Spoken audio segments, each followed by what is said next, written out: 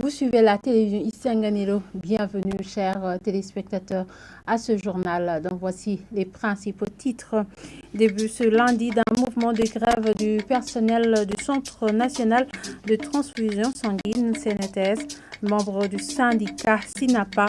Ils réclament les arriérés des salaires des mois de mai et de juin de cette année. La direction générale de ce centre dit avoir tout fait, plutôt avoir fait le nécessaire à son niveau. Vous aurez plus de détails au cours de ce journal. Et les familles des vulnérables de la province de Gitega demandent à ce que soit revu à la hausse les 72 000 francs burundais qu'elles percevaient pour une période de 2 mois pendant 2 ans, car la vie socio-économique du moment ne cesse de grimper. Cette doléance a été présentée lors de la descente des 12 administrateurs du groupe de la Banque mondiale avec le ministre des Finances pour s'enquérir de l'état des lieux des projets financés par cette institution financière. Par rapport à cette doléance, le ministre des Finances a tranquillisé que le gouvernement va prendre en main cette question. Voilà pour le sommaire. Les détails, c'est tout de suite.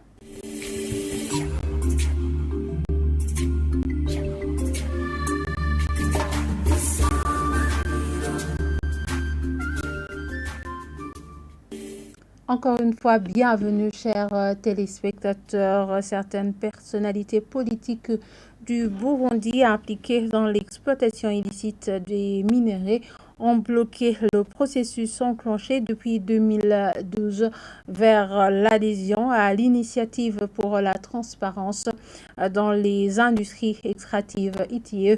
Le président de l'Observatoire de lutte contre la corruption et les malversations économiques, OLUCOM, l'a regretté au cours d'une conférence de presse qu'il a tenue ce lundi, mais saluant la volonté que le gouvernement aurait déjà manifesté ces derniers jours vers le renouvellement de la demande d'adhésion. Suivez-le.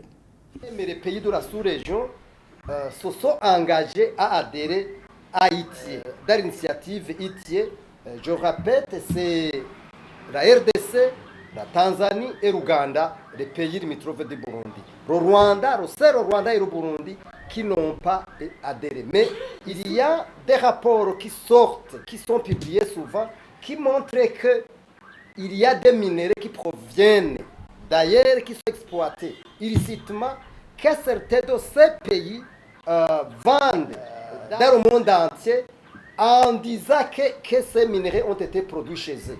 D'où ces pays traînent les pieds à adhérer à ces initiatives très importantes. Mais ça bloque les pays pour arriver loin. La première étape, c'est l'engagement public, c'est l'engagement de l'État. La deuxième chose, le gouvernement du Burundi doit gérer et promouvoir les industries qui s'occupent des minéraux, des ressources naturelles.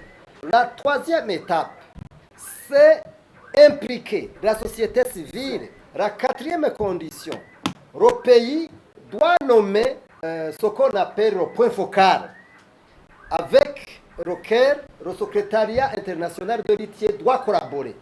Le gouvernement du Burundi l'a déjà nommé. Je pense qu'ils sont dans l'étape de coopérer ou de demander aux organisations de la société civile à s'engager. Même chez nous, ils sont venus pour nous chercher, mais il y a quand même des exigences à faire pour qu'on puisse accompagner ce processus, parce que nous avons vu que souvent, les gouvernements qui n'aiment pas la transparence veulent nous associer, mais veulent nous faire des épouvantails. Et le RICOM n'est pas prêt à adhérer dans ce genre de choses.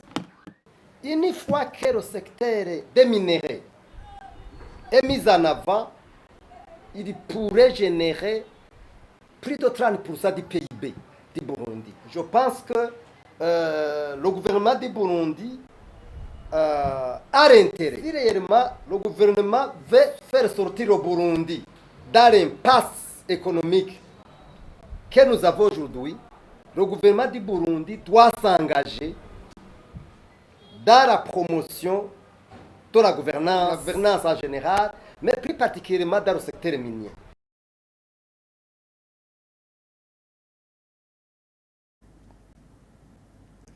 Je vous l'avais dit en titre, un mouvement de grève a été enclenché par le personnel du Centre national de transfusion sanguine, CNTS, ce lundi. Ce personnel est membre du syndicat SIDNAPA.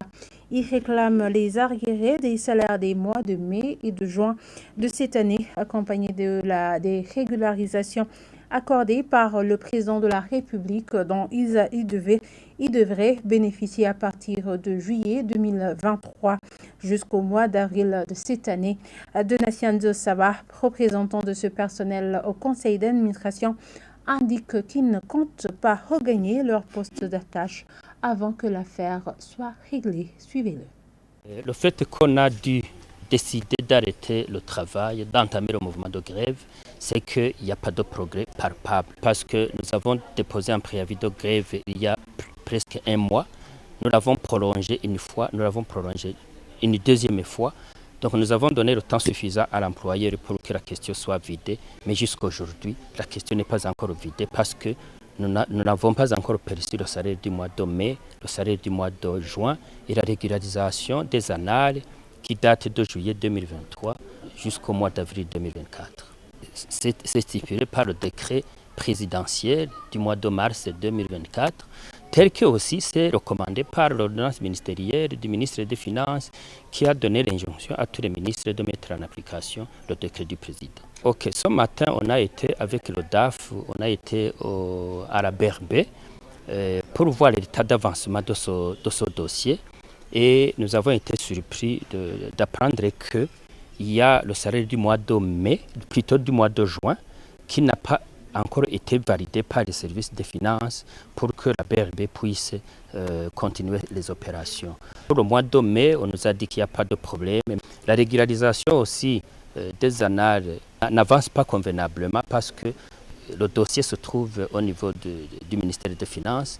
Le dossier n'a pas encore été transmis au niveau de la BRB. Donc, nous constatons que réellement, il n'y a pas un pas réel qui a été franchi dans le traitement de ce dossier. Notre objectif, c'est de percevoir le salaire du mois de mai, le salaire du mois de juin et cette régularisation-là. Ici, on pouvait mettre en application ces deux choses, le salaire et la régularisation. Même si on mettait en application cela aujourd'hui, nous sommes à mesure de lever directement ce mouvement de grève. Mais si cette régularisation et ces salaires ne sont pas versés sur nos comptes, nous ne comptons pas arrêter ce mouvement de grève. Je voudrais bien interpeller le ministre de la Santé publique et le ministre des Finances pour qu'ils puissent saisir cette question et la traiter dans l'urgence. Nous ne sommes pas contents de s'asseoir ici dans ce mouvement de grève. Donc, nous interpellons très sérieusement les deux ministres pour qu'ils puissent traiter ce dossier dans l'urgence pour que la question soit vidée et pour que nous reprenions directement le travail comme il faut. Et vous saurez que la direction générale de ce centre a dit avoir maximisé toutes les étapes nécessaires à son niveau, estimant que la lenteur de traitement de ce dossier se manifeste au niveau de la Banque centrale. Toutefois, Félicien Nzotungwanayo, directeur général du CNTS, indique qu'en collaboration avec la représentation de ce personnel, ils sont en train de toquer ici et là pour vider cette question. Continuons ce journal par la page énergie. Les travaux de construction du barrage hydroélectrique d'Uji et Muremge sont à un niveau satisfaisant. Ceci a été dit ce samedi par le ministre des Finances. C'était lors de la descente dans la commune, plutôt dans la descente commune avec les administrateurs du groupe de la Banque mondiale qui étaient en visite officielle au Burundi pour s'enquérir de l'état d'avancement des projets financés par la Banque mondiale. Le ministre Audace Nyondima a rassuré que les barrages Djidji et Murembwe commenceront à fournir l'électricité en 2025. Suivez-le. Cette descente à cette centrale de Murembwe, c'est à la suite des activités prévues dans le programme de la visite des administrateurs du groupe de la Banque mondiale. Après avoir fait les entretiens avec les différentes autorités, nous avons estimé que c'est important qu'on les fasse visiter les projets qui sont financés par la Banque mondiale. Et parmi les grands projets qui sont financés par la Banque mondiale, il y a cette centrale hydroélectrique de Djidji et Murembwe. Et vous noterez que sur un montant de plus de 370 millions de dollars américains, il y a 150 millions de dollars américains qui sont octroyés au gouvernement burundais par la Banque mondiale. Donc les administrateurs sont venus se rendre compte de leurs propres yeux et si les fonds qu'ils ont approuvés pour accompagner le Burundi, ces fonds sont en train d'être utilisés à des fins pour lesquelles ils ont été donnés. Quand ce projet a été conçu, le budget était estimé à 270 millions de dollars américains, mais au cours des travaux, il s'est avéré qu'il faut des fonds additionnels. Et puis les techniciens sont venus, ils ont fait des estimations et on a trouvé que le budget additionnel doit être revu à la hausse jusqu'à 102 millions, donc ce qui fait un budget total d'à peu près 372 millions de dollars américains. Mais ce montant additionnel a été mobilisé et la bonne nouvelle c'est que la part de la Banque mondiale a déjà été octroyée et pour un montant de 50 millions de dollars. Il reste à mobiliser et la part qui sera donnée par la Banque européenne d'investissement et la Banque africaine de développement. Et pour les différentes suspensions, c'était pour des causes techniques, mais les travaux continuent. Il n'y a pas de suspension de travaux actuellement. L'état d'avancement, d'après les prévisions de l'équipe qui est en train de construire le barrage, ils nous ont promis que le barrage Djidji va être mis en service en février 2025 et que le barrage Murembwe sera en service d'ici mai ou juin 2025. Ce groupe de la Banque mondiale a également effectué une visite en province Gitega où des familles de vulnérables ont demandé à ce que soient revus à la hausse les 72 000 francs burundais qu'elles percevaient pour une période de 2 mois pendant 2 ans.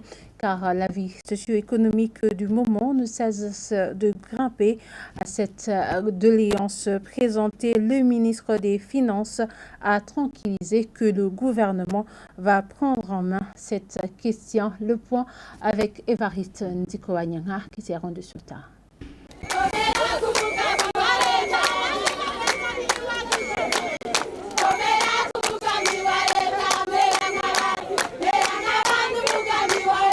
C'était une joie immense samedi dernier au quartier Nyamugari de la zone de province Gitega lorsque les vulnérables venus de tous les coins de cette province assistaient dans le cadre du projet Melangabandi recevaient les administrateurs du groupe de la Banque mondiale en visite officielle au Burundi. Certains des bénéficiaires de ce projet ont exprimé leur satisfaction. On nous a donné de l'argent, nous l'avons utilisé dans l'élevage et dans l'éducation. Aujourd'hui, j'ai 2 enfants, une fille et un garçon, qui terminent leurs études. Si je n'avais pas perçu cette aide de la part de Melangabandi, ils auraient abandonné l'école.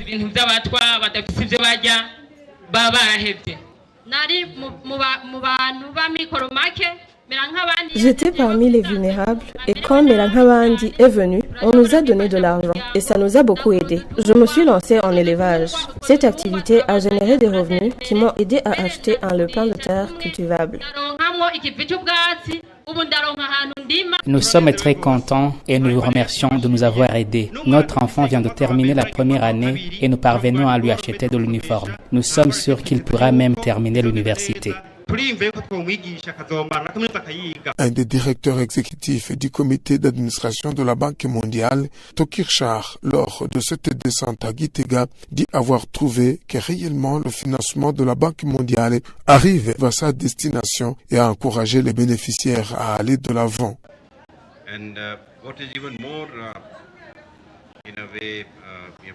Je vous encourage à aller de l'avant. Nous sommes convaincus que ce projet est en train de s'étendre et aide la plupart des femmes à travers les nouvelles technologies.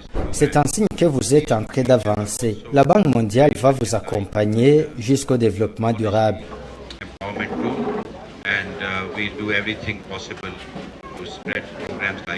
À Gitega, l'on déplore que l'aide financière aux familles vulnérables s'avère insuffisante vu le contexte socio-économique du moment. À cette préoccupation, le ministre des Finances, Audace Niyonzima, tranquillise que le gouvernement compte lui aussi donner sa contribution.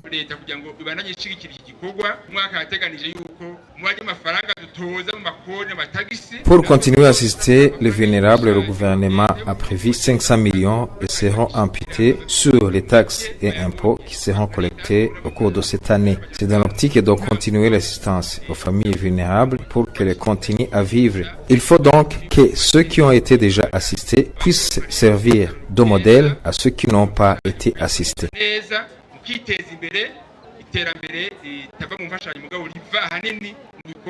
Le projet Miragabandi a été lancé en 2018. La première tranche de 2018 à 2023 a aidé 5262 familles vulnérables des provinces Gitega, Kirundo, Karosi et Ruyigi. Et la deuxième tranche de 2023 à 2025 va s'étendre sur tout le territoire national et concerne plus de 145 000 familles vulnérables pour une aide de 72 000 francs burundais par famille.